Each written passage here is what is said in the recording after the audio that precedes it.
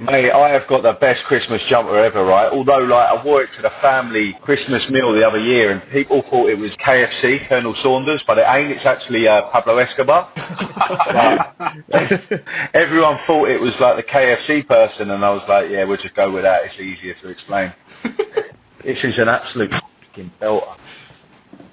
I'm dreaming of a white Christmas. That is a belter. Put a bit of weight on now, so it don't actually fit like it used to. I look like an absolute unit when I put it on.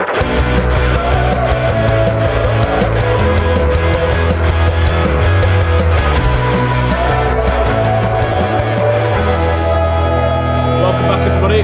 Woo! Yeah. Episode 8 of the Sherlocks podcast. How are we all? Good. All right. Very well. What have we been up to? Well, we finished the Shed 7 tour anyway, but we did record a podcast in Brixton that will be coming out as a Christmas special, so I have to wait for that one. Get ready for that. It is going to be a special. In the time of from Brixton to now, we've finished the tour, we've done our Christmas gig in Lincoln, and we've been on TV hungover. Yes, we have. Pretty wild. all completed it. Honestly, it was manic, that last tour. Yeah. Up and down like a yo-yo. Christmas gig was good. Christmas gig was good. Yeah, well, played better in my life. It's the funniest gig we've probably ever done, and the worst gig that Alex has ever played. But Ever. Well, 3 or 4 songs. Weren't Might that as well. bad. butchered. You know, it weren't bad at all. It was just funny. Yeah. Down to Semitone City. We didn't remember all the girls. Yeah, remember all the riffs? Nope, not today. No, leave that one. It's a bit of musical theory, not that I'm qualified to talk about it. So Trent just used the terminology semitone. If you're wondering what a semitone is, it's the worst possible thing you can do in a live setting. So say, our tune, NYC, something like...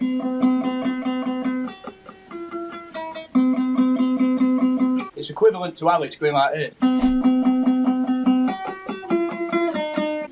Horrendous.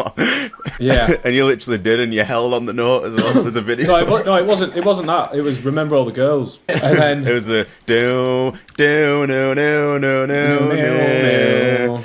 And I went to the semitone lower. Everything was so loud and stuff, and I was just like, "Is that right?" No, I went, "I'll try it again," and I went, "It's definitely not right. That. Definitely not right. I'm not going to try it again." Should have been something like...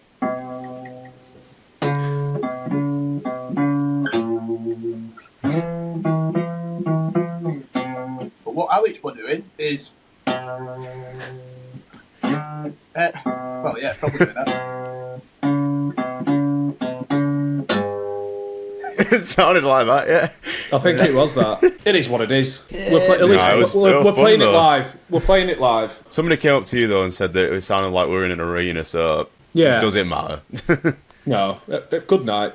It's quite funny getting burgers coming down monitor. Yeah. So Phoenix Nights. Support band were even saying it as well, saying they were playing, and even they got a message saying, "Shout, burgers are ready." Burgers are ready. Burgers are ready. Yeah, Key was trying to sell the album and be like, we've got a new album coming out next year, blah, blah, blah. And then all we get down the talk back from front of house guy is, there's burgers over to the left of the stage. We're like, what?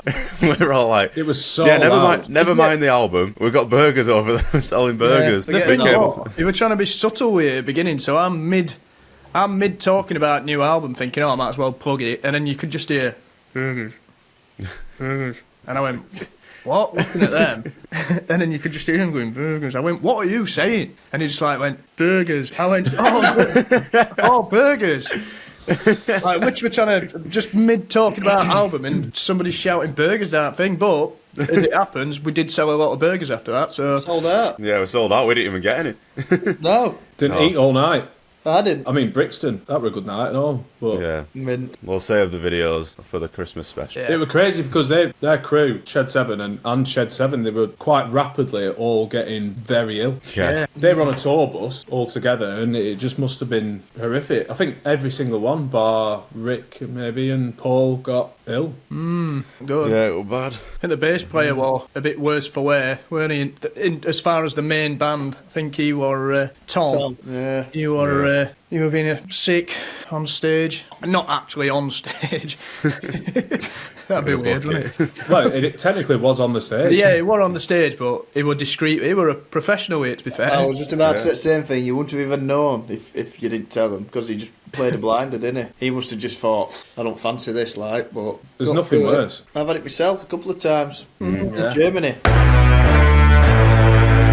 New music. So yeah, this is just new bands that we've found, new artists that we've found. Maybe it's an old band that we've only just found. I'll kick it off. Been told to listen to this artist. He does have a band as well called Tom A. Smith. I think he's like 18-year-old or something, and he's doing really well. He's supported a lot of big acts and that. But yeah, Elton John. Yeah, he's doing really well. Supporting Elton John. Honestly, yeah, amazing. A song called Get Me Started. I listened to that. He released that earlier this year. That's a really good song. So yeah, go check him out. I think he's going to go far and be the next big thing. Nice. I'm going to go with, I like to do new music as much as I can, seeing as it is kind of like, that's the subject, new music. But as Trent said, it don't have to be new music, it just has to be new to us so we can share it onto you. And I want to mention a band, Richard Always' old band, Long Pigs, which I know they're not a new band by any measure, but they're pretty new to me. They're a band I've been hearing about for years now, but I've never actually listened to it. It's the second most popular tune on Spotify, called On and On. And it's one of them tunes, by the time it gets to pre-chorus, you'll think, oh yeah,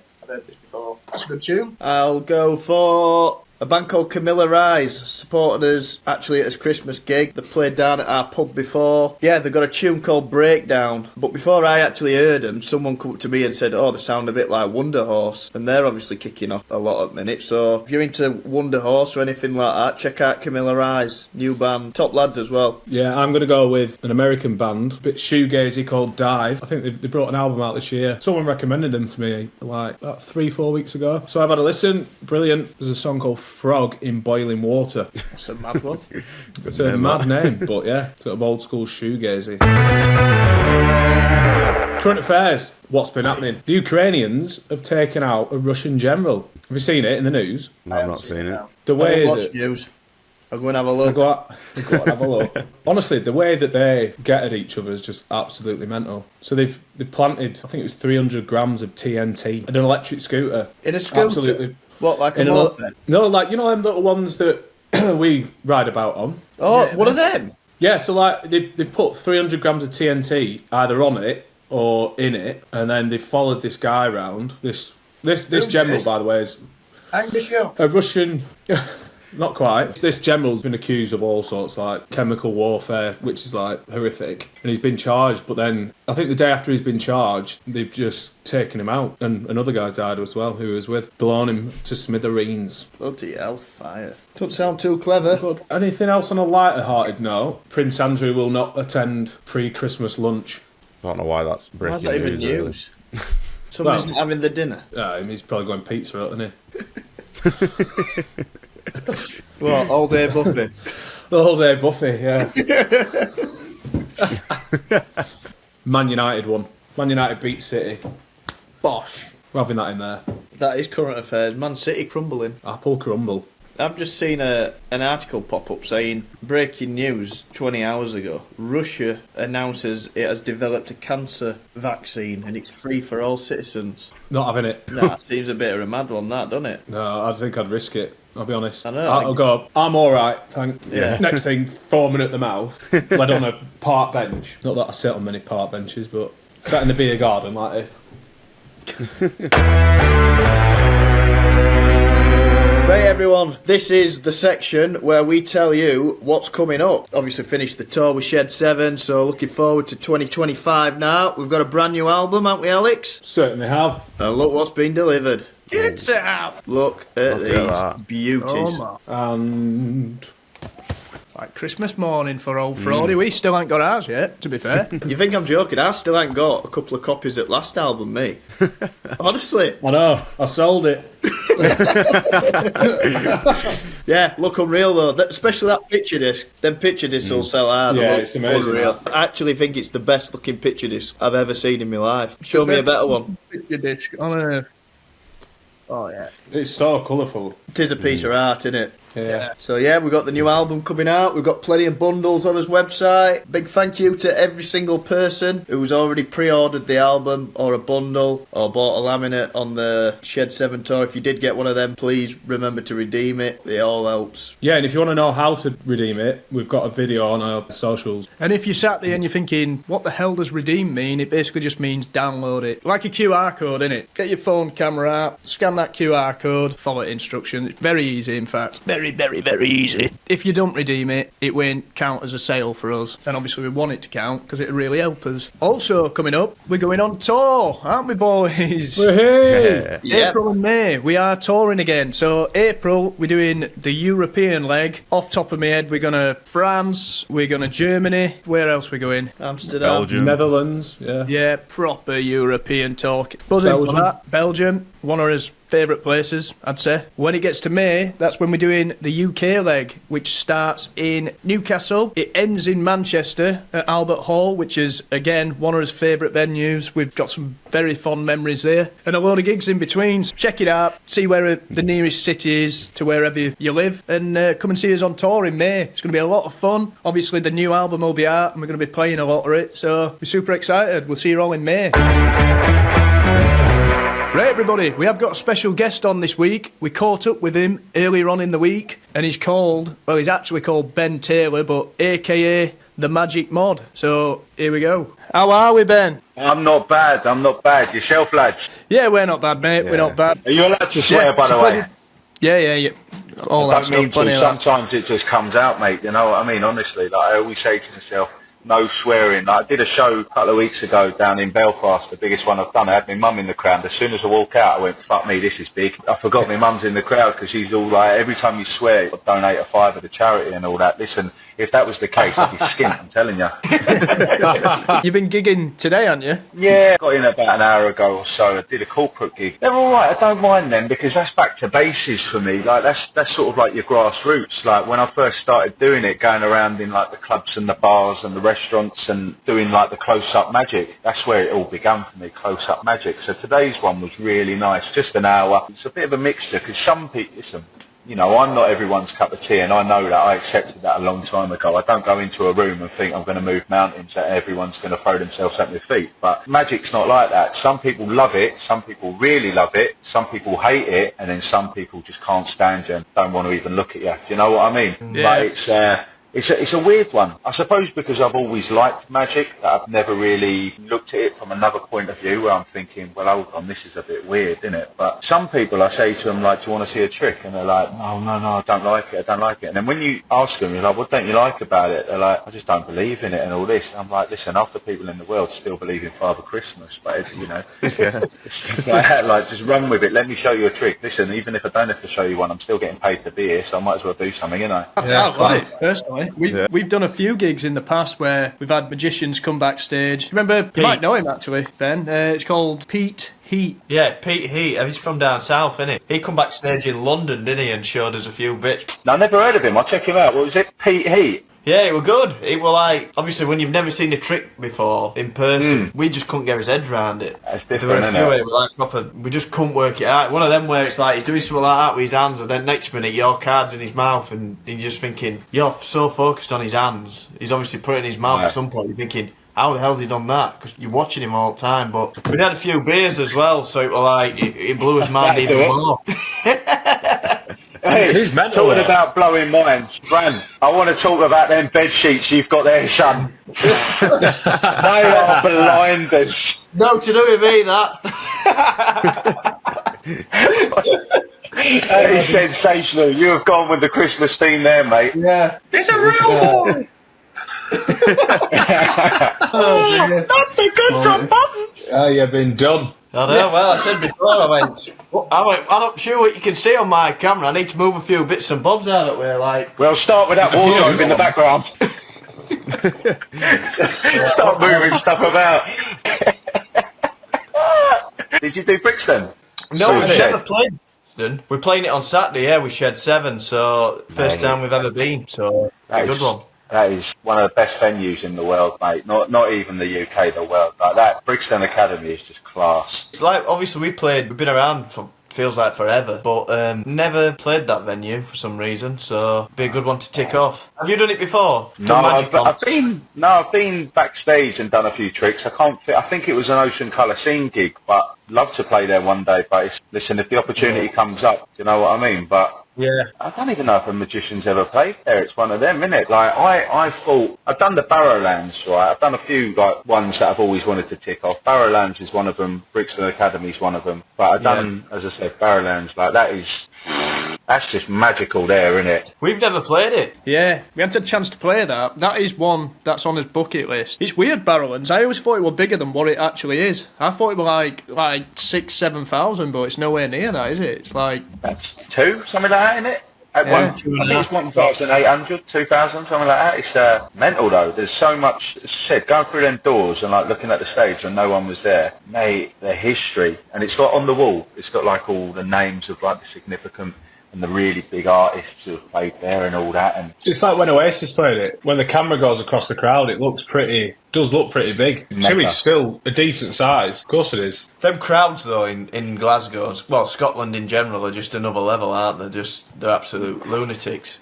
In a good way. Yeah, they're fucking mad bastards, aren't they? Like, as you said, in a good way, but they are mental. Put it this way, they're the sort of crowd who they would let you know if you were shit and you're on that stage, they would tell you in a heartbeat, mate. Like, yeah. Luckily that never happened to me, but it's like, if you're on there and you're not putting in a good shift, mate, they would soon let you know. Did you do it with Brian Johnstown Massacre? Oh, I did, mate, yeah. You know, it's one thing doing it at that venue, and then it's another thing doing it with a band like that who's so well known and like, you know, they've got such a cult following. It is incredible. Like, it's mind blowing, to be honest. Yeah. It's not until like after it's happened that you sit back and you sort of dissect what you've done and you go, shit. With a band like that, with the crowd that they've got, you know, it's insane, mate. And I always read the reviews. You shouldn't do, like, I know, but I always read the reviews. And, you know, I've been very lucky on that tour. Everyone was brilliant. And I think the Barrowlands one was one of them that really stood out for me. Would have ruined the whole experience if I didn't get a good review, do you know what I mean? But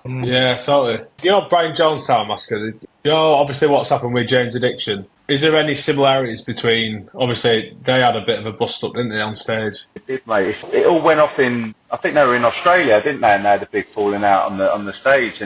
But listen, that's Anton. Like, I still speak to him a lot because you know, same as like still talking about BJM, but going back to like the Libertines, for example, right? They were the first band who really gave me an opportunity to go on a full tour. So like them lads, I still keep in touch with because it's like a family. You know, if someone's going to give me that platform, it means more to me than anything because you know, let's have it right. You're bringing a magician into a music crowd and you know it's mental. But going back to Brian Jonestown, them lads I can probably say I did a month with them or just under a month, and each night I got to watch that band from the side of the stage, right, and not one night was the same. They never played the same set list and all this and that. It was just absolutely incredible. So it was like being at a different gig every night and you never knew what you were going to get. And Anton is like he's like he's a genius. You know, I mean, look at the albums he's produced, look at the songs he's written. He is an absolute genius, but he's a character. He's an absolute character. He's a proper legend of a game. There's actually a book I've got down here, right, by Joel, the tambourine player in it, right. So Joel's like the front man of the band. If you always watch, Anton's always on the side of it, but Joel's always dead centre when they're performing. This book is absolutely incredible. Like, I'm not really a big reader. For me, this is one of the best books I've ever written, read. Sorry, you tell I'm tired. Ever read, lads. It's the opening page on it, mate. You read about it, and it's about him on this bus, and he's covered in blood. It was saying like people were looking at him on this bus thinking he's murdered someone, but it had nothing to do with that. What he did was he was hitting this tambourine so hard that he burst one of these arteries in his hand, and all this blood went all over him, and then it was like the blood was splattering on people in the front row and that. Mental. Such a good book, lads. I recommend getting it. When you take it to that level, how do you interact with a crowd that big? Yeah, so you make it more of a comedy than a magic show, do you know what I mean? Because like, you get magicians who would take themselves really seriously and start doing like cutting the woman in half, making doves appear, which are fantastic tricks. But can you imagine doing that in front of a music crowd? You get slated. So what I had to do was think about tricks that were entertaining and funny, and would keep you like guessing what was going to happen next. You know, like imagine if I was out there and I said to someone, pick a card, I put it in the middle, hit someone, I say to them, for instance, like the top card is the King of Diamonds. I place the King of Diamonds in the centre of the deck, and then all of a sudden the King of Diamonds is back on top, right? It's a great trick, but you ain't going to see that all the way from the back, are you? So you have to do something on a bigger scale. So then I started bringing in bigger props, different props, and again, making it more about the talking rather than the magic. Yeah, of course. So making it a real entertaining evening, a bit like a variety show, you know. So you've got an element of magic thrown in with a bit of comedy and then a bit of comparing as well, I suppose, at times. Did you have to like change it about a bit? How do you mean? I mean, obviously, like sometimes we'll kick into like a first gig of the tour, and then you'll go, the first tune's not gone down. Yeah. Like too well. Right, with you. Right, so let's go right back to the beginning. First did it with Paul Weller, right, and I did 3 nights with him, and it was walking around doing close-up magic to everyone in the auditoriums, the bars, the venue itself, in between acts, right, and it worked. But then when I did it with the Libertines, it was on that big scale up onto a stage. So then how did I change it up? Was I gave myself about probably 30 to 40 tricks, and then each night I would pick ones that I think would go well. For instance, we played Whole Arena. Whole Arena's very long, so there's no point me doing something that I would have done in an intimate venue in an arena, because it just would have got lost in there and it wouldn't have worked at all. So then you have to make it much bigger. So I did a classic. Oh, I think I'm breaking this seat. You have to do a classic where you've got like I started off with 6 playing cards, and then I threw away 3, and I've still got 6, and I threw away 3, still got 6. So it's like a never-ending deck of cards, which is mental, and it come across so well with the crowd. And then I do like bringing someone up on stage as well to make them feel part of it, because it's very easy to watch a magic show or magic, you know, tricks and think, well, this is all set up, he knows what he's doing, blah, blah, this and that. So if you bring someone else up, then it gives them that, well, hang on, he's got a punter on there now. What's going on? That for me is brilliant. On the Brian Jonestown one, I mixed it up a little bit, but the tricks were going down. From night 1 to 18 or something, the set list didn't change, mate. But there has been times where it has changed, where I thought in my head, this trick would go down well, and then it ended up not. Pete Doherty, I did a solo tour with him, and there was tricks that I first picked up that I thought would go down really well, and then it turned out they were good tricks, but it's just getting them across on a stage is more difficult than when you practice and you're in front of about 10, 20 people, you know. So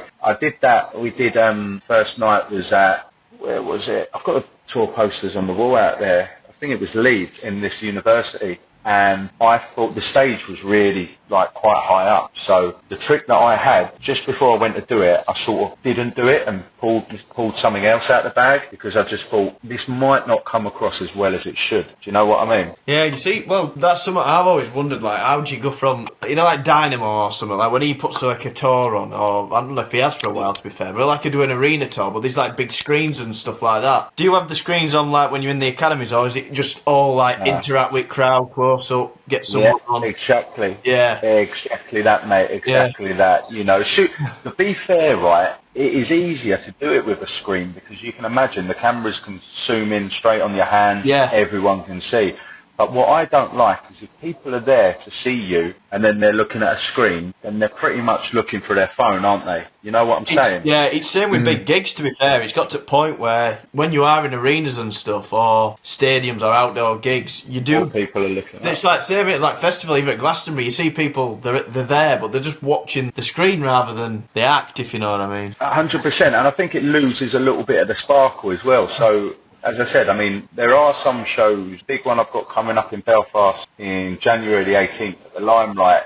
I want a camera for that, because I really want to mix it up with a lot of close-up, because a lot of people know me as a magician, but know that I do a lot of comedy tricks on my tours. So it's nice to go and do some of the slick back, like close-up stuff that I do on my Magic Mod Mondays, but I can do it in a big venue like that. So I am going to use that. But it's literally going to be like big tricks, and then a smaller trick with the camera, and then big, and then...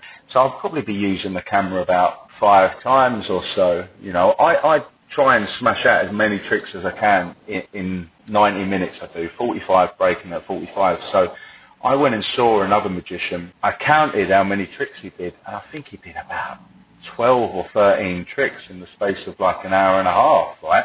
Which is fine, that's his act, you know, if he's happy with that, that's fine. But I try to get as many as I can, because people pay their hard-earned money to come and see you. I try to aim for about 40 to about 50 tricks, which is mental, but it's like... Oh yeah, that's a lot. That's crazy. Sounds like a lot to remember. No, I have to write them all down, mate. I've got in here, look, briefcase wanker. I've got when I first bought this, right, I was 18 years old. I bought this with like my pocket money and that. No, 16 years old, bought it with my pocket money, right? Yeah. And I stashed all my tricks on it. And I used to turn up to gigs. This is where it all started from, boys. I used to turn up to gigs with this briefcase. And it's got like my Magic Mod little thing on it and all that. And then I spray painted across the front of the Magic Mod, like sort of like with a jam vibe, you know, like the spray paint of the jam, but I had to rub that off because it looked shit in the end. But this is, I keep all my set lists in here, so let me give you an example. So this would be a show I did for like a band. This was with the Brian Jones Town. This was for the Grand Opera House, this one here, and this one was Brighton. There was about 7 tricks on that bit of paper for Brighton when I was doing, like, supporting BJM, right? And then when I do my own set, I do like do you all of them. A set list then, like, and then all of them. Exactly. That's exactly that. That's exactly what this is. Yeah. So I just write. I don't write the actual names of the tricks. I just write little things. Like, for instance, there's one about my son, and it's a colouring in book. So I just call it Lonnie's book. There's one where I use a newspaper. Guess what? I call it newspaper. Yeah. Things like that I pick up. And it's easy for me to remember and just have a little look down. Because as you said, you know, same as you, when you're doing your own gigs and that, and you got a bigger set list than you would if you were supporting someone, you think, shit, what's next? Boom, you've got to look down. And of course you have, it's so easier to have it, man. It's brilliant to just have that little bit of paper there. It's probably similar to yourself. Like, no two shows are ever the same, because I work around the crowd. So although I've got a set list, I don't have a script. Like, I don't go out there and say, I'm going to say this, I'm going to say that, I'm going to say this. I just say what goes with the moment. So, like, the other day, there was this woman, right, and God bless her, she was about in her late 70s, early 80s. She was sitting in the front row, proper going for it, necking these gins and all that, and all of a sudden, right, she started really having like a coughing fit, and I was like, fuck, don't do this at my show, please don't do this at my show. Like, I thought she was going to end up passing out, right, so I'm like, love, are you alright? Like, what the fuck, like, looking at all the staff and out, thinking, give her a glass of water, I don't think she's alright. Anyway, so like, managed to get the rest of the show out, and then I had a break. And when I come back, I said to her, like, are you alright? I said, this is going to sound so awful. I was upstairs and I was thinking, like, wouldn't it be awful if something happened to you? Which it would be. But then I thought, I think of the publicity I would get. It would be fucking unheard of. Do you know what I mean? Someone comes to a magic show and then ends up passing out. Mate, it'd be all over the world, wouldn't it? But listen, she did survive the rest of the set. Right. I always get, like, weird and wonderful characters at all my shows, and that's what makes every show unique. For instance, like, I could tell you this one, when I went to Brighton, invited this person on the stage. Next thing you know, I've looked on the side after she's picked her card out, and I looked to the side and she's gone. Why did she go? It's not until after, when I walked off the stage, that the band told me before she went on, she was so nervous that she popped a pill, and on top of that, she already done a load of mushrooms and a few lines of gear before she even went into the venue, right? So she's on the stage, proper like pinging out like that, right? And then there's me trying to do a card trick, and it must have been too much for her, so she walked off the stage. It's a story, isn't it? Gangster tripping. I'm just thinking, for our fans who don't know you, do you want to let everyone know how you got into magic? Yeah, it's a long-winded one now. I'll try and give you the short version. It started when I was about 6 years old. It was a Paul Daniels magic set, which in the 90s was probably the best set you could get, mate. Like, I never thought it would open doors that it has opened, you know. I mean, it's mental, and I'm very grateful with the lifestyle I've got now, as I said, you know, like, all through my sobriety and recovery, and like, I have time to relax and go back and think about what's happened. And it's like, I sit by the window sometimes and I just think, well, you know, all through this deck of cards, so I've got like a a cabinet and it's got all significant bits of memorabilia. So I've got like drum skins signed from Oasis signed set list, and then Paul Weller stuff, the Jam stuff, the Who, and right at the bottom it's all Magic memorabilia, right? So it's got like my card from the Magic Circle, my pin badge from the Magic Circle, tickets to shows that I've done. Sometimes I just sit there and look at it and go, this is mental. Like, how the fuck has this happened? Because it's so easy in this world, and it would probably have been the same for every single one of you lads as well, where it would have been easier at times for us to get a steady job where we know what's coming in weekly, monthly, we know what we're doing, we don't have to worry about certain things, but then we chose something that we love to do. I still have that passion for magic that I did when I was 6 years old. It doesn't matter where I am, perform a trick and people's faces, mate, there is one trick I do, and you can hear. Sometimes I don't even look at what I'm doing. I always look at the crowd, and I do the reveal, and you can just hear every single person go, ah, mate, honestly, it is like fucking mental. Absolutely mental. And then it started from there. As I said, I know I went round the houses a bit with that, mate, but it's like it started from there at a young age, and then going around the circuit in a place in West Sussex by Brighton, Crawley, working in some of the bars, like, I just used to walk in there and perform tricks, and people were like, we're not paying you. I was like, I don't want you to fucking pay me. I just want to... The experience you get from doing live performances is worth more than any money you can get, mate. Let me tell you that, because it's all right practicing. These tricks I could practice with my eyes closed. I can perform them, every single minute of every day. But it's not until you go out there and you perform it in front of people and you engage with them, then you see, right, this works, that's funny, this shouldn't be done, do it like this, and it works really well. About 2017, as I said, 2016 started going around like music venues and taking the deck of cards. I remember going to Finsbury Park with the Stone Roses, they were playing. Yeah. I remember someone recognised me from Twitter. I only had about fucking 200 followers. It was mental. In this big field, this one person recognised me, right? It was mad. And then next thing you know, there was about 30 or 40 people all around me. And then I looked up and there was about 50, 60 people all around me, like a big, big circle. And I was just whipping out these card tricks, man. It was absolutely incredible. As I said, like, I never lost the passion, because I think as soon as you lose that passion for what you're doing, it's time to call it a day, innit? Where I am with it at the moment, it's everything. Do you know what I mean? Like, it's like my little boy. I look at him, I love him more than anything in the world, mate. And at the moment, my magic is, I love it just as much. Well, no, I can't say I love it more than my boy. That's silly, but it's like, I love it second to my son, because he inspires me to go out there and do all these big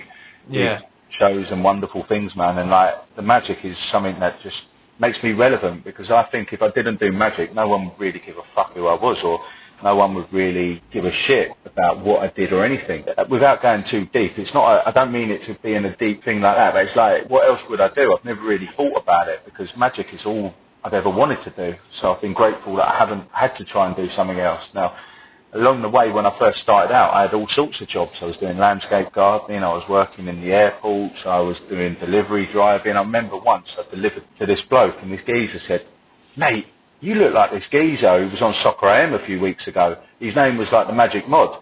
And I was like, oh, yeah, I've seen him, he looks brilliant. Didn't have the bottle to tell the bloke it was me, because I'm delivering his fucking shopping, do you know what I mean?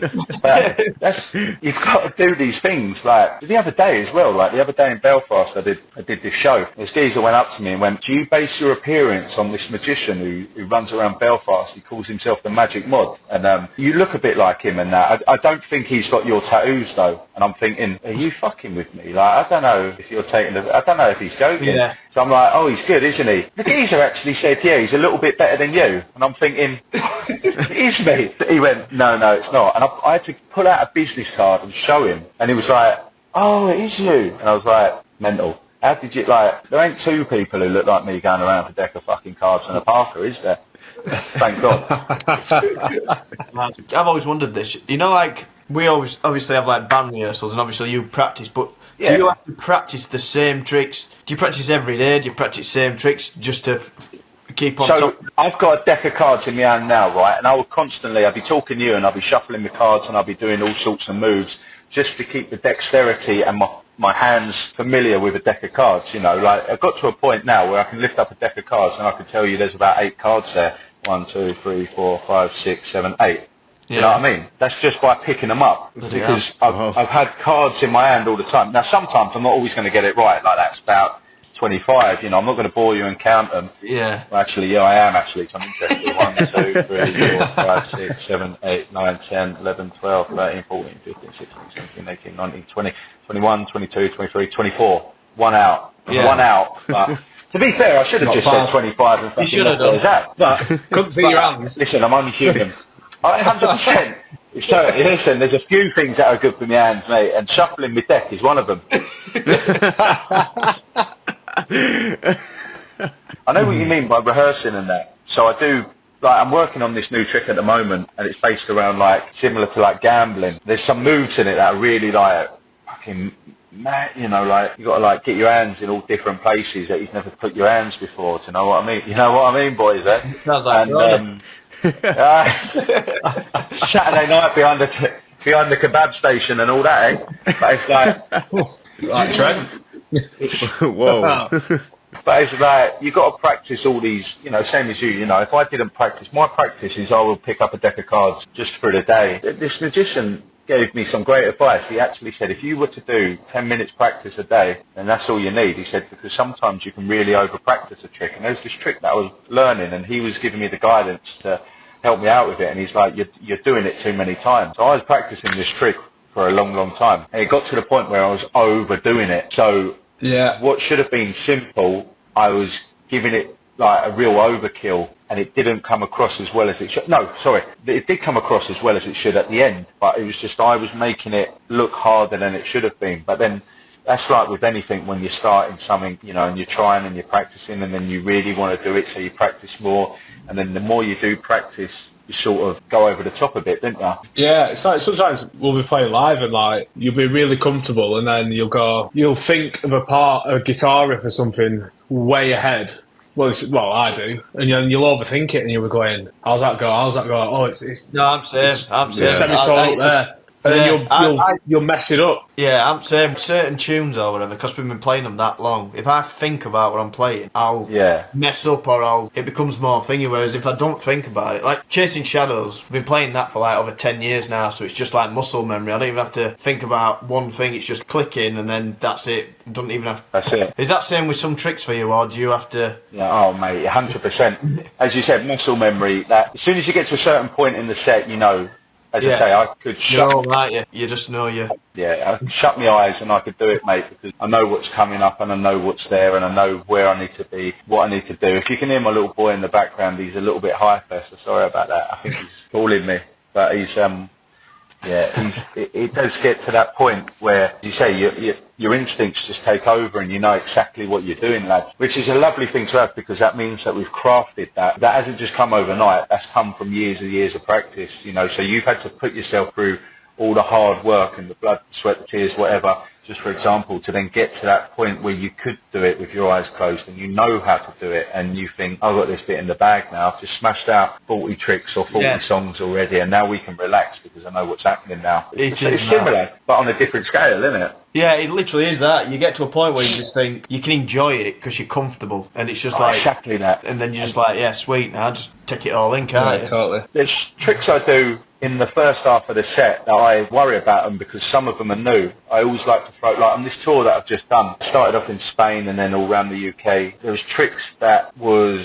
new to the set, new in terms of I've never performed them in front of people, and you've got to go out and perform them. You know, I thought if I could get through this first set, second set, I can have a, you know, I can smash it right out the park because I know what's coming up. I can literally do that with my eyes closed. So as soon as I got through to as soon as I did the first set and then it was half time, then I knew that plain sailing from then on. How often do you learn new tricks? You learn new ones every week, mate, because you've got to be one step ahead, you know. If you want to keep yourself at a level where you think, you know, and I mentioned this many a time, I don't class myself as an elite magician, a fantastic magician, a good magician. I don't. I just class myself as what I love to do. I'm very lucky.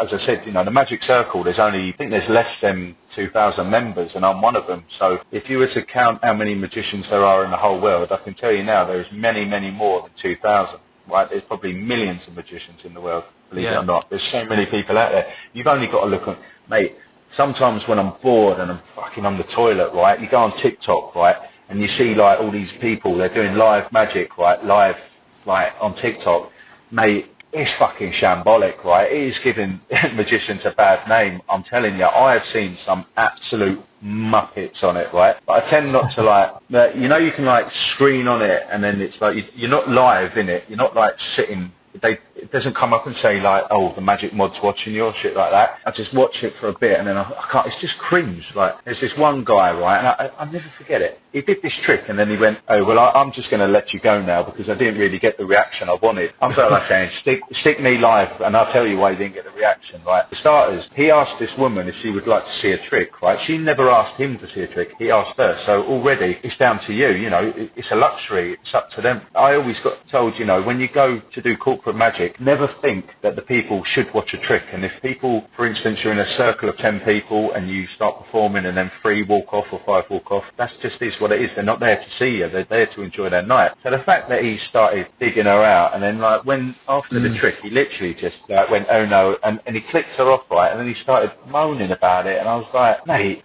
shut the fuck up. You know what I mean? Like, listen, so many people have access to YouTube these days that they think they can go out and perform magic. But, you know, when people book you, they're not just booking, for instance, the magic mod. They're booking the years of experience and all the gigs leading up to the magic mod. So you've got the experience speaks for itself. And then you've got the knowledge of what tricks to do, what not to do. And then the awareness of the people around you. You know, working with different crowds. No two crowds are going to be the same, are they? It's like when you deal with different fans, if you know what I mean. Like, everyone's got a different personality. You know, like, just through years of experience with talking to different people, you know how to deal with certain characters. Like, if they've had too many or whatever, you know, like, you just have to deal with people. That obviously comes with experience. 100%. You can't buy that. You had a pint chucked on you last night? This guy had been played in Birmingham last night, O2 Institute. Academy. Yeah, and we went at merch stall to see everyone after a set, and this guy come up and he's like a big fan. He's like, I've got all your albums. I come to see you at your big gig in Don Valley in Sheffield, and he's like proper sound bloke. And he'd been to watch Villa, so he were a bit tanked up on that. I could see he'd had a few, and then he like, oh, I love your guys. Bang, knocked a pint all the way down my shirt, like all the way down my jacket, my thing, and he was like, oh, like proper gutted, like, and I could tell he'd had a few, and I was like, honestly, mate, don't worry about it. And then he kept going back to it, going, no, I feel really bad on that. And I went, don't worry about it, mate. Friggin' crack on. I went, come on, get in here and got a photo with us and that. And then he was like, it were alright. And then it was sound, but he was like really getting himself down about it. And I'm thinking, no, you've literally just dropped a pint. I'm not going to lie, boy. I was really hoping that the end of this story ends up with you knocking him out cold over the merch table. No, them days are behind me. Odd job with the vinyl. Under them bed sheets. No, proper sound. Just a sound kid. Just had too many. Just like, sound, get in, have a photo. You could tell he was sound. He just said, I've been watching Villa all day. I thought, it's pretty obvious you've had a few, but you're a sound kid. They didn't win or lose. I think they won 1-0, so he probably had another one, didn't he? Got a few situations where people are a bit over the top like that, and you just, as you say, it's how you handle yourself in them situations. On one hand, you got people who love what you do and that, and then on the other end, you got just want to get out of there, don't you? I bet with you it's well worse though, because I bet it's like with you, it's like you can already see like people are going to coming up to you going, how's that done, or that's not real, or it's a bit more like. Yeah. Whereas us, it's like, you can't really say out to us because it's just like we're playing tunes, and if they don't like it, they don't like it. And if they love it, it's obviously just win-win. It's probably harder to get it through to them when they've had a few. Sometimes it's easier though, because you can do the easiest thing and people are like, oh, Jesus, he is literally Jesus. Like, what has he just done? Unbelievable. Well, I remember I did this thing in, where I was, Liverpool, I think, and there was this guy, he used to give me shitloads of abuse on Twitter, right? So he come up to me at the end and went, all right, our kid and all this, what's happening? You good, yeah? Yeah, listen, bruv, like me and you used to go way back here. We used to speak on Twitter and all that in the time, man. And I'm thinking, sweet, bruv, right? And he's like, yeah, man, so anyway. And I was like, what was your name on Twitter? He's like, oh, I've got a new account now. I was like, no, what is it? And he's like, oh, no, it's sweet, innit, like that. And he's trying to speak. I was like, what's your name? She's starting to annoy me. I'm thinking, what the fuck's your name? He's like, well, I used to have this picture of like, I don't know, some weird picture of like Mickey Mouse on a bike or something like that. And then I was like, oh, yeah. And then like, someone asked for a photo, so I'm having a photo. And then I turned and I thought, hang about, I remember you used to give me fucking shitloads of abuse and call me a cunt and that. He was like, no, bruv, no, they weren't me, mate. No, like this and that. And I was like, Probably got him on the ropes for a laugh, and I can do a dead serious face, you know, just for the banter. I was going, "No, mate, you're a mupp, you're an absolute muppet, mate." He's like, "Really?" I'm like, "No, I'm just fucking with you, mate. Don't worry about it." Because I know, like, what people are like. Like, people sometimes, listen, I've been called all sorts, but the thing is, I can take it, it doesn't bother me. People, when they've had a few, it's so easy to go on Twitter and to start ranting about people. Like, someone was calling me all sorts the other day for, I don't know what I did, I shared a Jam song, I said, "This is my favourite song." It's like, "No, that ain't even the best, it's not even in the top 10. It might not be in your top 10, dickhead, but it's in my top 1. Yeah. You know what I mean? Like, people just want a fucking argument over shit these days, don't they? It's a mad one. That Twitter is one mad place. It's fucked, mate. I used to, like, on the Mondays, I could guarantee, stick a trick up on the Monday. By Wednesday, he'd have about 60, 70,000. By the Friday, he would have near enough over 100,000 views. Now, you're lucky to get 10,000 views, mate. Like, it's just dropped because so many bots are on it now. So many people are leaving it. It is just shit. You turn it on these days, you're not safe in public. You see someone fucking giving someone a hand job on the subway, or some horse kicking someone in the head or shit like that. You know what I mean? Like, I don't want to watch stuff like that. But it's true though, isn't it? Sounds like your algorithm, that, Alex. It's one of them, mate. It's just a lot more brutal, isn't it? Yeah, man. That's good though. It's good. Instagram's always a good one, and that. TikTok's all right. I don't really get too involved in that. I just stick something up on it, as an actor said to the bishop, and I just leave it there. And if people like it, they like it. I'm not going to like revolve my whole world around it. Like, some people are like, "Oh God, I need to stick something up on Twitter and this because I'm a content creator. I need to do this. I need to be seen here. I need to be seen there." Fuck off. Exactly. Honestly, like, we're independent ourselves, like an independent band, and it's like so hard just to keep up with all these social media things. It drives me nuts if you just did every single one. It's like, was it Facebook, Twitter, what is it, YouTube, TikTok? Oh, shit, yeah. There'll be another. OnlyFans. There'll be some more soon, won't there? OnlyFans. Yeah. Only bands. Only bands. Only bands, yeah. Was it the way I was saying it, or I was saying only bands, like the new? You've not heard of that? You've got to get on it. It's only fans, but just for bands. Oh, just for bands. I think could go well. Trademark. If someone listens to this and starts setting up that, mate, I want 50%. 50-50. Yeah. To Raymond. Right. Kieran's just texted me, keeps booting me off. Bollocks. He's having a lamb shank. Yeah. How many decks of cards have you got? I'm glad you said cards after. Easily thousands, and that's Thousands? not like honest, mate. Are you joking? Like, I'm looking at some like 100 or something. No. So I'm like an ambassador for the bicycle playing card company, right? Which are these cards, and they sent me about 60 or 70 decks 3 weeks ago. Yeah. And I've got about 2 left. But I keep a lot of decks here, my house, and loads at my mum's house as well. If I say to you, like I'm not even joking to you, like, it is easily, if I say 800 to about 1,000, it'd more likely be the higher end of it, because if you think, this is like fuck me, like, how many drumsticks have you gone through? How many plex have you gone through? Like, it's the same as that, because these are the money makers. Exactly that, man. If I do a stage show, I could probably do about 7 to 10 decks in a stage show, just constantly. Because if you think, if someone signs a name on it, that card's done then, isn't it? Do you know what I mean? Yeah. Like, ping it out. Exactly. Wow, As soon as someone signs that. Well, I did, to be fair. I never thought it'd be that many. I just thought... Yeah, it's shitloads, mate. I've got a big box in there. That drawer's probably got about 6, 7 decks in. This drawer here has got 3 decks of cards in and some fucking pictures of my mug and all that on it. But, like, loads... There's decks of cards everywhere, mate. Have you got any that mean something to you? Like, any sentimental ones, like a deck of cards and stuff like... I've got two drum skins I've saved, and that's my snare skin from when we recorded his debut album. I've got that in its case somewhere. I don't know where it is. And then one for my second, but then I don't know where others went. But yeah, just like I've saved them too, if you know what I mean, because it means a bit of something. I've got like an ambassador's deck of cards, so it's like numbered. I think there's only like 1,200 of them or something like that, or I don't even know if I got that number right, but whatever it is, it's limited edition. I've kept them, I've never used them. And then I've got some cards that I've used on like TV shows and stuff like that. I've kept them in like a scrapbook. I've got some, mainly just playing cards and that. Like, obviously, if I get people to sign them, like I've got cards in there signed by Paul Weller, Liam Gallagher, Ocean Colour Scene, Brian Jonestown, the Buzzcock.